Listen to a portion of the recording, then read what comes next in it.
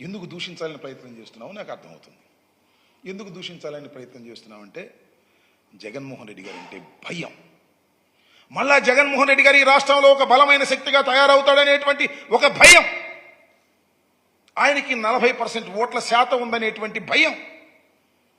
మీరు ముగ్గురు కలిసినా కేవలం 56% మాత్రమే వచ్చాదనేది నీకు తెలుసు కాబట్టి మళ్ళా జగన్మోహన్ రెడ్డి గారు మళ్ళా ఇంతై అంతై ఒటుడంతై అన్నట్టుగా రాబోయే కాలంలో పెరిగిపోతాడు. కాబట్టి నువ్వేం చేయలేవు, కాబట్టి నువ్వు ఇచ్చిన వాగ్దానాలను నిలబెట్టుకోలేవు. కాబట్టి చదువు దొరికింది, శ్వేతపత్రం, పోలవరం, జగన్మోహన్ రెడ్డి గారు సర్వనాశనం చేశాడు.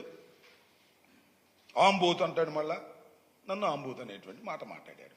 నన్నే అనుకుంటున్నా మరి, ఎందుకంటే ఒక అనేవాడు కదా.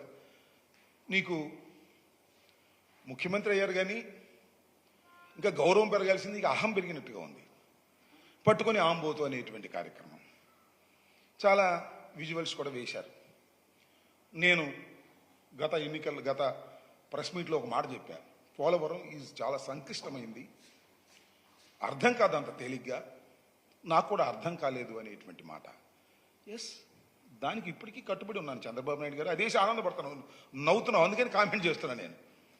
అదేసి నువ్వు నవ్వుతున్నావు, అది విజువల్ వేసి రాంబాబు గారి అన్నాడని నవ్వి చూడు ఎగతాళి అయిపోయింది. ఎగతాళి కాదు, it is very very complicated project. అది అంత తేలిగ్గా అర్థం కాదు, నాకు అర్థం కాలేదు. తర్వాత అర్థం చేసుకున్నాను, అర్థం చేసుకున్న తర్వాత నిర్ణయాలు తీసుకున్నాను. I have studied a lot.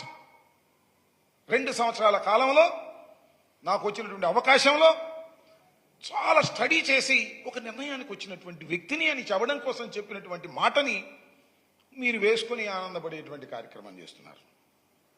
Jaganmohan Reddy గారిది కూడా వేసి ఇదిగో